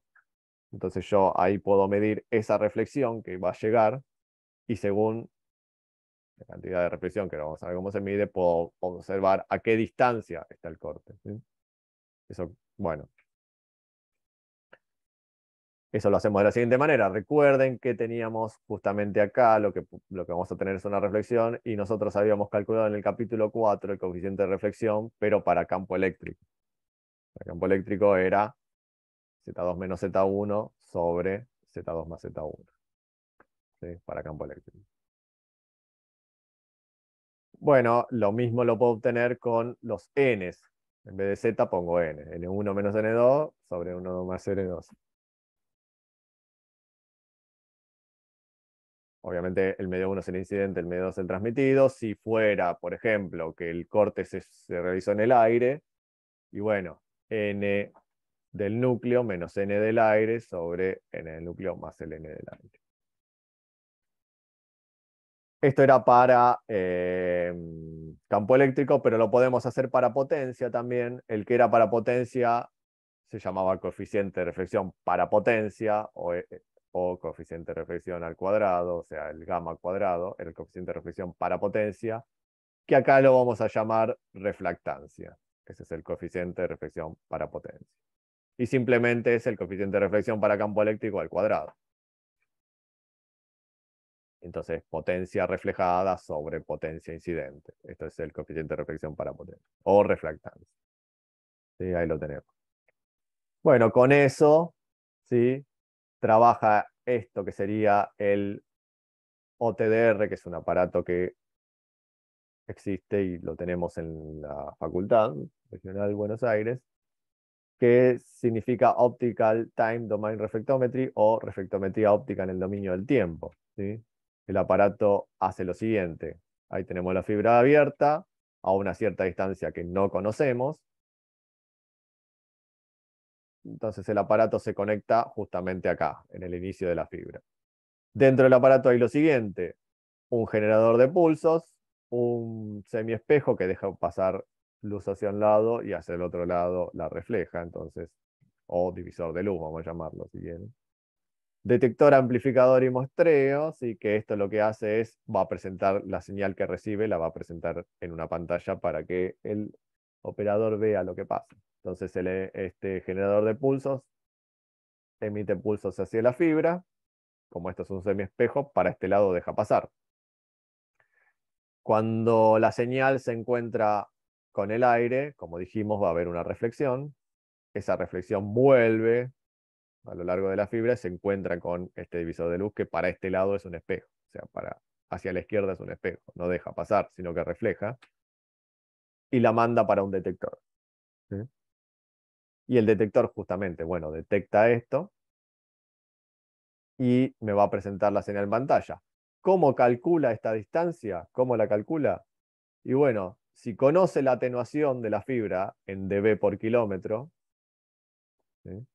O en Neper por kilómetro, Neper por metro, Neper por kilómetro, y bueno, entonces puede calcular cuánto se atenuó la señal, y acá detecta la señal al inicio de la fibra, que acá la tenemos. Esto es conocido por el aparato. Entonces la fibra obviamente es atenuada a la ida y es atenuada a la vuelta. Entonces tiene acá doble atenuación. Más el coeficiente de reflexión de potencia, hace todo ese cálculo y me dice, ah, esta distancia vale tanto. Y así es como obtiene la distancia eh, a la cual se produjo el corte. Bueno, ese tipo de ejercicio lo vamos a hacer nosotros la semana que viene. A mano, sin aparato. ¿Sí? Bueno, ahí tenemos entonces la distancia. Bueno, no solamente va a detectar cortes de fibra este aparato, este es el aparato que está en la facultad, ¿sí? Marca Ritsu, sino que va a detectar muchas otras cosas, como por ejemplo los microdoblados, lo va a detectar, ¿sí? Si hay un microdoblado, que es tema de instalación de la fibra, o si alguien pisoteó la fibra o le apoyó algo pesado arriba, lo va a detectar. Va a detectar también cuando hay un conector, que el conector produce atenuación, ¿sí? Va a detectar cuando hay un empalme, que el empalme, recuerden lo que ya había dicho, el empalme también produce atenuación, y va a detectar cuando la fibra está abierta. Todo esto me detecta el OTDR. ¿Y cómo hace? Todo lo hace a través de la atenuación, ¿sí? De la reflexión, o sea, esto acá que va y vuelve, esta reflexión y la atenuación. Entonces, el OTDR sabe cuánto estoy poniendo al inicio de la fibra. Sabe cuánto atenúa la fibra, porque yo le tengo que decir al OTDR, y mira, estoy usando la fibra LX24JC. Bueno, entonces el OTDR tiene una base de datos que dice, esta fibra me atenúa tantos dB por kilómetro. Listo, entonces sabe cuál es la intensidad del pulso incidente. Sabe que esto va y vuelve cada vez que, digamos, por ejemplo, al final de la fibra, esto acá tiene un rebote. Entonces, el pulso este que rebota va a llegar atenuado y va a llegar con el tema de lo que dijimos del coeficiente de reflexión acá para potencia. Entonces, según la atenuación que recibe, según la amplitud del pulso que recibe, sabe cuánto se atenuó y sabe dónde está justamente todo esto que está acá. Entonces, fíjense, nivel de señal de retorno en dBm. Ahora vamos a hablar un poco del dBm. La distancia en kilómetros. Al inicio tengo una reflexión. Esto es una reflexión, ¿sí? ¿Reflexión qué significa? Y bueno, cuando hay un conector, la conexión entre el emisor y la fibra no es perfecto, sino que siempre va a haber aire en el medio. Algo de aire se va a meter. Bueno, si hay aire, tengo coeficiente de reflexión para potencia en el aire. Esa es la reflectancia que habíamos calculado. O sea que al inicio siempre va a haber una reflexión. Una vez que supere justamente el inicio de la fibra, y acá puedo detectar un macrodoblado. Un macrodoblado lo que hace es atenuar un poquito la señal, sin reflexión, ¿no? Recuerden que si uno dobla la fibra más de lo que me indica el fabricante, produce atenuación. ¿Sí? Esto es un evento, esto es lo que se conoce como evento no reflexivo, porque no produce una reflexión. ¿Sí? Sigue la señal, sigue, pero más atenuada. Se produce un escalón de atenuación, vamos a decirlo así. Cuando hay un conector, otra vez, el acople no es perfecto. Como el acople no es perfecto, se mete aire en el medio. Ese aire que se metió en el medio produce reflexión hacia el emisor. Produce reflexión hacia el emisor y entonces acá esa reflexión la veo como una señal que retorna al OTDR. Esto es lo que se conoce como un evento reflexivo. Luego, si tengo un empalme, el empalme, como dijimos, que deforma un poco la estructura de lo que es la fibra, de lo que es el núcleo de la fibra, produce también un escaloncito de atenuación. No produce reflexión porque no hay aire en el medio, pero sí produce atenuación. Esto también es un evento no reflexivo. Y luego tenemos el final de la fibra, que es donde se produce la mayor parte de la reflexión, ¿sí? Donde la señal acá sí, rebota y vuelve. Bueno, parte se transmite al aire, ¿no? Pero acá rebota y vuelve, y parte se refleja. Y esto es lo que ve el OTDR como el pulso reflejado. ¿Sí? Y acá entonces dice, bueno, esto ocurrió a los tantos kilómetros, y acá es donde está el corte de la fibra. Final o falla. Y luego de la falla viene esto, que es que no puede ver más nada, ¿no? Ruido. Así es como trabaja el OTDR. O sea, en la pantalla del OTDR me va a presentar esto y me va a decir, acá está el inicio de la fibra. Él solo se va a dar cuenta. Acá hay un empalme, acá hay un microdoblado, acá hay un conector. Todo esto me lo dice solo el OTDR, ya sabe. Ya obviamente está programado para eso, ¿no? Bueno, ahí fíjense que pusimos el nivel de señal, lo medimos en dB, en dBm, no en dB, dBm. A veces los que no están acostumbrados, como por ejemplo los periodistas que no tienen idea de lo que es el dB o el dBm, llaman al nivel de señal, al nivel de señal le dicen decibel. No, el decibel no es una medición de nivel de señal, sino el decibel o el dB es una medición de amplificación o atenuación. Para nivel de señal se utiliza el dBm. Entonces, fíjense que acá el dB es un valor adimensional utilizado para expresar una relación entre valores de entrada y salida, o sea, una ganancia de potencia, por ejemplo, o una pérdida de potencia, que es una atenuación. ¿Sí? Por ejemplo, un amplificador. Entonces, la ganancia en dB, ¿sí?, es justamente 10 por el logaritmo potencia salida sobre potencia de entrada. Entonces, acá la ventaja del dB es que yo puedo expresar ganancias altas con números pequeños. Por ejemplo, un amplificador tiene una ganancia de potencia de 10.000. ¿Sí? Entonces, si yo la expreso en dB, acá si saco el logaritmo de 10.000, qué sé yo, me da 50 dB. Entonces yo con un número chico que es 50, expreso una ganancia de 10.000 veces. ¿Sí? Y esto lo que me permite es trabajar con números pequeños. Esto está hecho para cuando no existía la calculadora, ¿no? Sí. Y además, la otra ventaja del dB, que al ser escala logarítmica, el oído humano tiene respuesta logarítmica, ¿sí? Entonces, si yo amplifico 10.000 veces y el oído humano lo va a percibir como que amplifiqué 50 veces, ¿sí? Porque el oído humano tiene respuesta logarítmica. Entonces, para eso también me sirve el dB. Y para utilizar nivel de señal o para medir potencia, lo que se utiliza es el dBm, ¿sí? Y acá la ventaja del dBm es que si yo transformo potencia a dBm, puedo hacer cuentas con el dB. No tengo que pasar a veces y hacer cuenta con watts y después pasar de vuelta a dB. Entonces utilizo el dBm, ¿sí?, directamente, que es la potencia, cualquier potencia referida a 1 miliwatt. A esto le saco el logaritmo y lo multiplico por 10. Y ahí obtengo una potencia en dBm. O sea, acá estoy pasando de watt a dBm, haciendo esta cuenta. ¿Sí? Obviamente siempre referido a 1 miliwatt. Entonces, por ejemplo, esto es un ejemplo, tenemos una atenuación acá de 3 dB en total en esta fibra, 3 dB total. Y introduzco una potencia de 50 watts y a la salida, ¿qué voy a obtener? Puedo hacer dos cosas. Puedo pasar la atenuación a veces, ¿sí?, multiplicar acá o dividir en realidad porque es una atenuación, 50 dividido lo que me dé acá, y veo qué potencia en watts tengo a la salida, o pasar la potencia a dBm y restarle los 3 dB.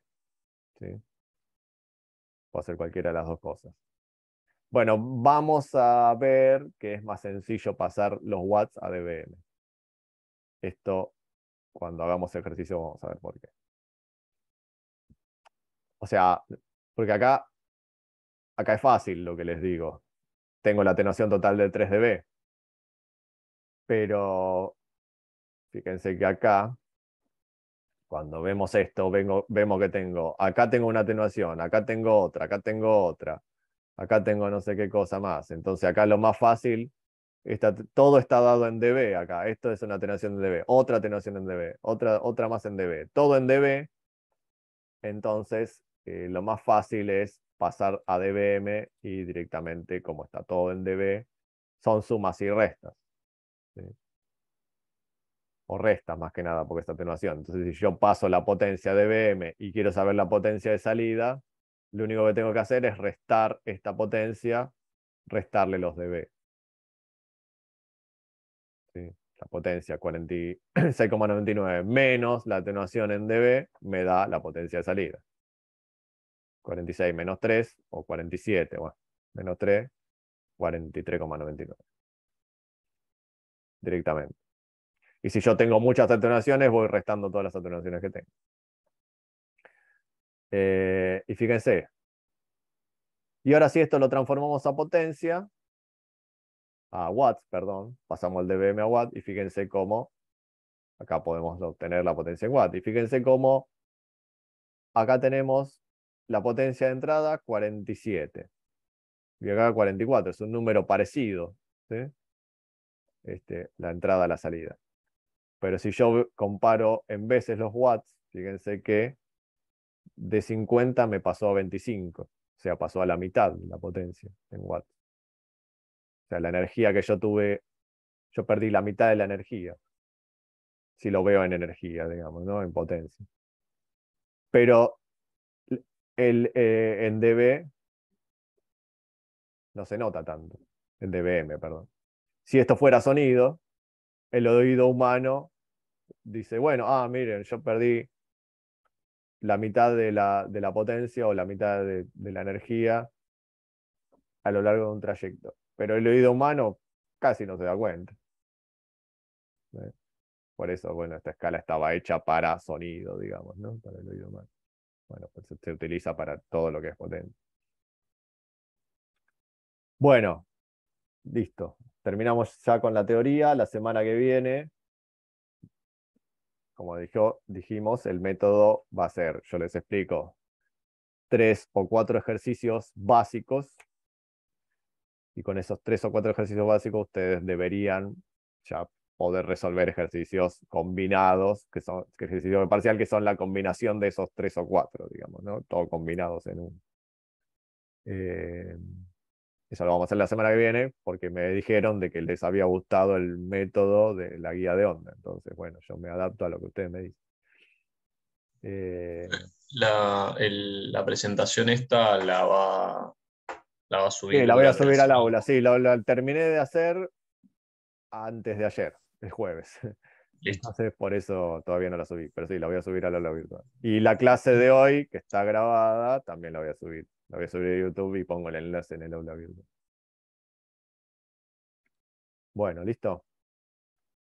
Bien, profe, gracias. Bueno. No, ¿qué dice? ¿Dejé de compartir pantalla? No. No, todavía se ve. Ahora sí, listo. Bueno, listo. Entonces nos vemos la semana que viene allá en Medrano. Un chico que cursa los viernes me había dicho de que él nos puede facilitar el OTDR y todo lo que hay. Así que si podemos conseguir el OTDR, por ahí hacemos alguna prueba, una muestra de cómo funciona, si tenemos tiempo. Eso lo podemos hacer por ahí la semana que viene también. Buenísimo. Bueno, listo. Entonces, bueno, nos vemos entonces la semana que viene. Buen fin de Profe. semana.